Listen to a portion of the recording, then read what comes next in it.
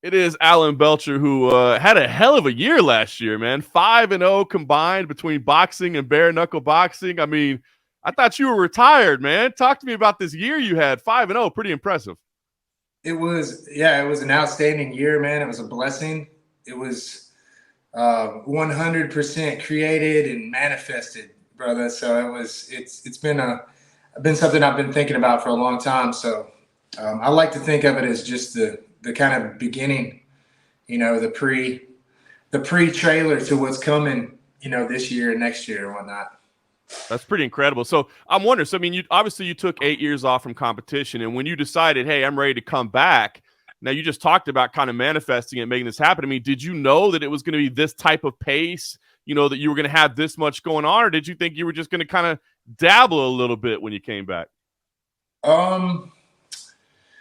So I think that one of my fears of coming back into the sport was that I'm a perfectionist. I'm an all or nothing kind of guy. So making a decision like that is more than just making a decision to just fight once and just try it or dabble. I don't dabble in things. So, I knew that if I was going to do it, it would be at an incredible pace. It would have to be up to my standard, which is an always progressing, getting higher and higher and better. So I knew that it was going to be a lot of hard work, so I had to put a lot of thought into it.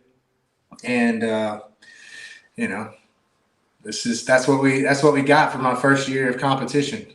It's pretty incredible. So your family, your support team, those around you, did they try to talk you out of it at all when you said, hey, I'm going back into this full speed, or were they say, hey, let's support you, man, go chase it? No, my family have been so supportive. Yeah, my family have been rocks through the whole thing for sure. My kids love it. My kids were very little babies basically whenever I stopped fighting, which is part of the reason for me to kind of do something else. It was my lifestyle was really changing, and now they're a little bit older. So if you really get down to the core of what I'm doing, and it really is for my legacy and how that pertains to future generations and my own kids, my own grandkids and whatnot, is, I want to show them how you're supposed to do life and how you're supposed to take full responsibility for where you are in life and how you can climb up, you can make the most of it, you create your own happiness and whatnot. So letting my kids see that, they're able to see it firsthand right now. And that's very important to me. That's awesome, man. That's a beautiful message. I got to ask you, obviously most people will know you from your UFC run. I look back on it, when you made this comeback. I mean, fight of the night at UFC 100, beating Cote in Canada, main card in Ireland, got to fight in New Orleans, a little bit of a home game. But for me, it's the Paul Harris fight that's always going to stand out to me because I'm like, what the hell are you doing, Alan Belcher? And then it works out there, So is there one of those or something else? Is there one fight in your UFC run that stands out to you as like your favorite?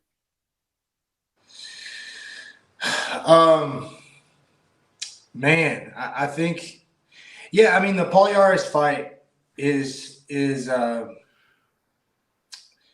for different reasons. I would say, all right, so for Paul Harris, that fight was all about me proving to myself that if you set out to do something and you put full intention into it and you don't just dabble in it and you fully go and you don't hold back at all and you put everything in it that you realistically need to win the fight, that proved to me how something in your mind becomes created, and it's literally worked like that. A lot of people will say, like you were saying, is like, it looks like, why would you go against him in his own game? It's not necessarily that. It's more that I was prepared to go against him in that game, and I put so much thought into not getting hurt there that it was inevitable for it to end up there. Which I think is important for everyone to look at their life, is like, whatever you put intention to and whatever you put your focus, you give it life, whatever it is. So you have to be careful with what you're focusing on, because you give that real life, man. And I don't even know other way to say it. For my own personal, great fight that I experienced was I would say it's probably a toss-up between fighting in Memphis or fighting in New Orleans. And both of those, I was all about the fans and my friends, my family, able to come and see me, see me perform there. And I was able to show out for them and show them what I've been working on and whatnot, So that really means a lot to me. That's awesome, man. All right, so talk to me in this return. I mean, obviously, you kind of go back to that old school era where it was just like everybody spars their ass off in the gym and they're going hard every single day. And it seems like, training philosophies and stuff are kind of changing a little bit. How would you say, you're approaching training now versus back then? Oh man, yeah, totally different. I would say with a similar intensity and focus, but even a higher, more refined, tuned in focus to what I'm doing. I'm really big on putting intentions into things and getting all my thoughts out of the way, getting in my head and really putting everything into the training. But what I'm really focusing on now, man, a lot is just the longevity, to make this last longer for myself and enable to have the ability to continue to grow and keep getting better. You have to be able to train every day, twice a day. For me, I'm training, more actually now than I ever did before, because I think it's my maturity, my understanding of what you have to do to take care of your body.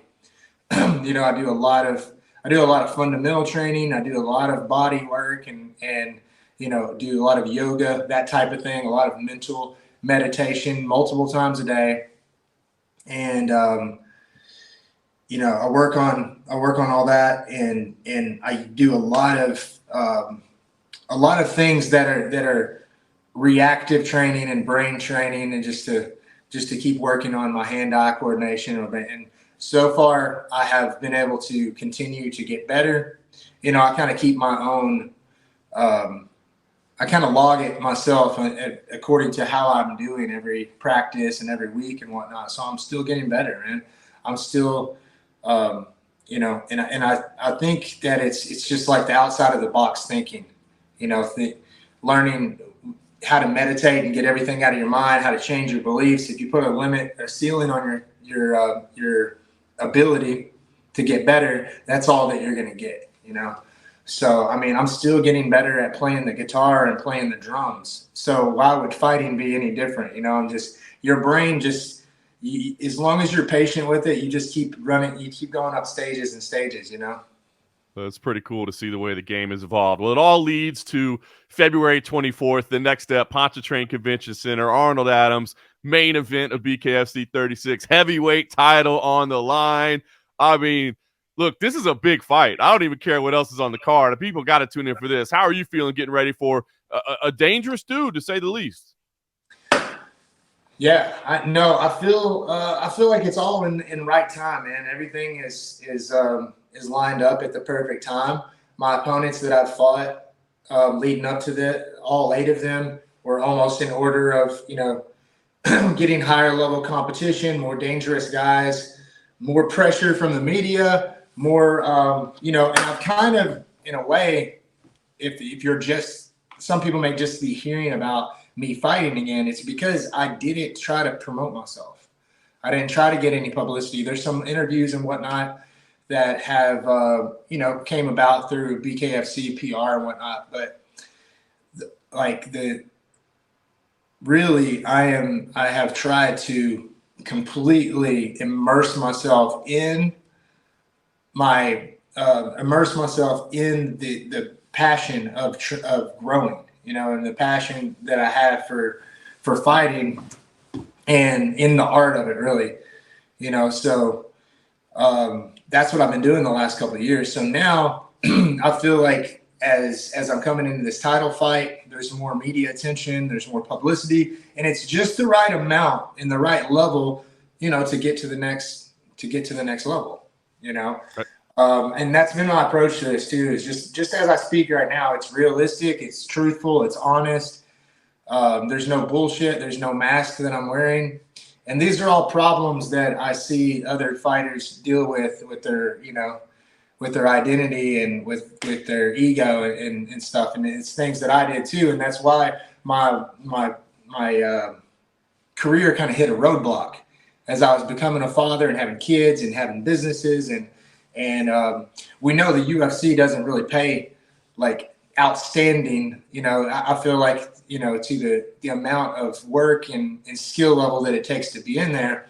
And back whenever I was a top contender in the UFC, even, there were other options were more prevalent and more attractive. And, when I hit a roadblock, it was easy for me to kind of pivot and go a different way or whatever, instead of, finding a way around it or whatever. So all this time off has not been really time off. And to me, this isn't even a comeback. This is a straight progression. And, whether you see it or not, you, even John, are on a spiritual journey, throughout your life. And it's not your 20s or your 30s or something where you peak and whatnot. You continue to progress in different ways throughout your life. And that's all that this has been for me. It's just been a, it's kind of like water, man, hitting a rock. You find a way around it, and you figure out how to find yourself, so to speak, how to find your true passion, your true purpose, your meaning in life. And this is just mine. This is my purpose. This is how I make sense of my responsibility here on earth, is to be a high skill level and be able to articulate the art of martial arts, whether it be in boxing or MMA or whatever, but articulate what it actually means to chase these goals and to chase these dreams, and hopefully be an inspiration to other people. That's awesome, man. That's so well said. And that was really the word that was in my mind. It's funny you said. I mean, it's just inspiring to hear you talk about it, man, because it really is a great reflection of, what I think the sport can be and what life can be. So, I mean, I guess given the journey that you're on, this title, I mean, what does it mean to you? Is this a special moment? Is this a special marker in your career, or is it really just part of the journey? I mean, what would winning this championship mean for you? Yeah, it is. It does mean a lot to me. This is going to be my first world championship. I'm not looking past it, but I'm also not looking at this as the end all be all. I've already learned that lesson before, that when you're on top of the world, that there will be a time where, the world tries to crush you, and you're going to have to come up out of that. So no matter how many times I defend this title or whatever, you still have to look at it as a big process, and a continuation of what to go. But it's specifically, if you want to look at, like, practically how I'm looking at this fight and what the future pertains, is this is just another door that opens for me to being a world champion, that opens more doors to get bigger fights with other heavyweights from other organizations, crossover fights, or bringing Francis Ngannou into BKFC would be a great look if BKFC can raise the money for it, So I think huge opportunities, huge things in the future, and I'm not limiting myself at all. I'm going for home runs, and I give myself permission to go for it. I love that, man. Man, that is so well said. You tune in for a fight preview, and you get some life philosophy here to get you going down the right path. By the way, am I hearing you say you want to fight Francis Ngannou in a bare knuckle match? Because that seems awfully scary to me, even for a badass professional fighter like yourself. Yeah, I mean, to be honest with you, and like I have been so far, I who wouldn't that scare? But that's kind of the purpose. Like, every fighter that enters in there has to face their fear, right? So I just want to challenge myself to the highest level. So that's one of those fights, a Francis Ngannou fight, him being a free agent right now. I mean, I could say a Tyson Fury or an Usyk or something like that, and those are boxing. Those are different rules to that game, so to speak, in the fight game, But the Ngannou fight could possibly happen. You never know. If we keep going down this path right here. So I want to face my fears at the highest level and see what I have, and I believe in myself. And this is not the first time that I've said something where that the normal idea around it it sounds crazy, right? So when you're saying something that might sound crazy to some people, then that doesn't make it so, you know. I until love it. no one's going to believe you until you prove it. The man went down and grappled with Husamar Palhares when we all thought that was the dumbest thing possible, and it worked out. So who knows? Maybe he'll go with Francis Ngannou. But right now, first up, February 24th, BKFC 36 heavyweight title is on the line.